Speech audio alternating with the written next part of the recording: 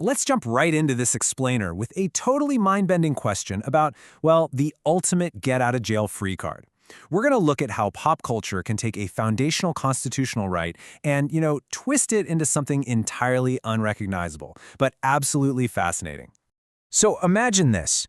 You're completely framed for a heinous crime. You serve hard time in a tough prison environment, and then, plot twist, you discover the so-called victim is actually still alive. Does the law actually give you a free pass for revenge? Like, could you track them down and just finish the job without any legal consequences, simply because you've already paid the price? It's a wildly captivating thought experiment, right? Well, that is the exact wildly inaccurate but highly entertaining premise of the 1999 hit thriller Double Jeopardy. This film took a deeply complex constitutional protection and basically stripped it down into a pure, unadulterated revenge fantasy. It is an absolute goldmine for us because it's got everything we love: shocking betrayal, crazy high stakes, and a glaring legal loophole just begging to be debunked.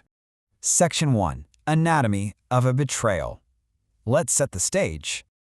Okay, here is the setup. First, the betrayal. Our main character, Libby, played by Ashley Judd, is living this idyllic life in the Pacific Northwest. But during a romantic weekend on their yacht, she wakes up covered in blood and her husband, Nick, is just gone.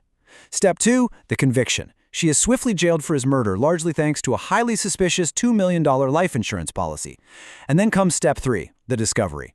While behind bars, Libby tracks down her best friend Angela, who is supposed to be watching Libby's son, Maddie.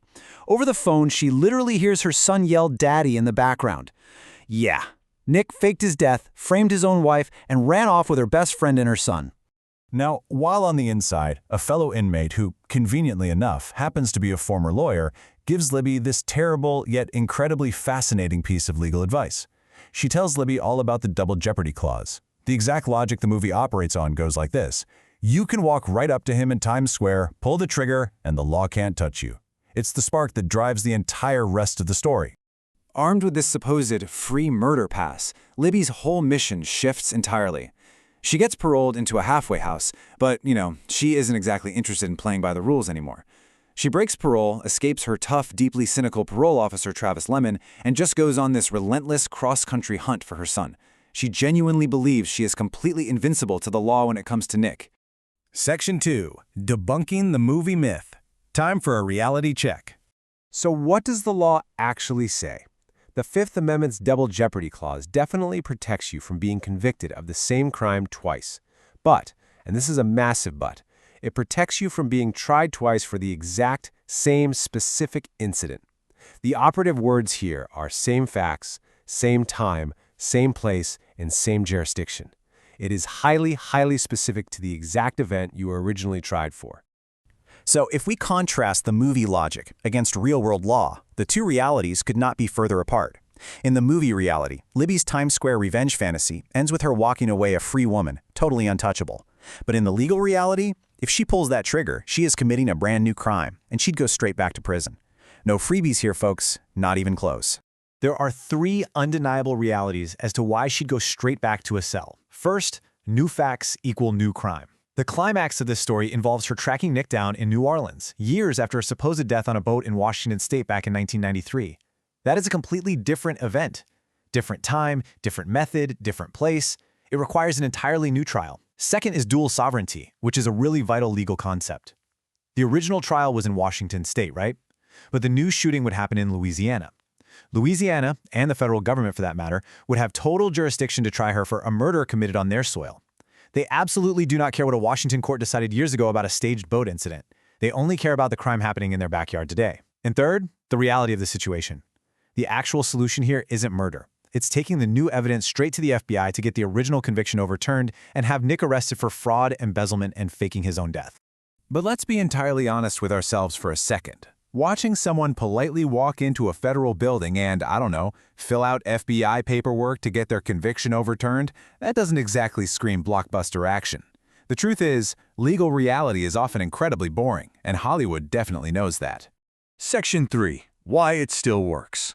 $177 million globally at the box office. That is a massive success, especially for 1999. The film was an absolute smash hit, not because audiences thought it was a rock-solid documentary on constitutional law, obviously, but because it leaned so heavily into phenomenal performances and classic 90s thriller tropes. You just couldn't look away. A huge part of that success is Ashley Judd's character arc. I mean, she absolutely cemented herself as the undisputed queen of 90s suspense thrillers with this role.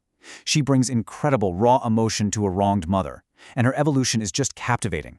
She transforms from this naive, heartbroken socialite into a hardened, physically capable fugitive. It is the emotional core of the film. Even when we know for a fact the legal advice she's operating on is complete nonsense, her performance makes you desperately want to cheer for her anyway. Balancing her out is Tommy Lee Jones playing parole officer Travis Liveman. He essentially acts as our surrogate in the film. He starts out super cynical, viewing Libby as just another parole violator making up ridiculous excuses. But as he slowly pieces the mystery together alongside us, he realizes, wait, my fugitive is actually telling the truth. It's a classic dynamic, and it keeps the tension incredibly high from start to finish. So, as we wrap up this explainer, we are left to ponder this. When a 90s revenge thriller is this incredibly satisfying, do we even really care if the law is completely busted? Sometimes, a compelling narrative of betrayal, evolution, and justice, even the technically illegal kind, is more than enough to capture our imagination, regardless of what the Fifth Amendment actually says. It really makes you wonder, what other supposed facts from your favorite movies are just brilliantly disguised fiction?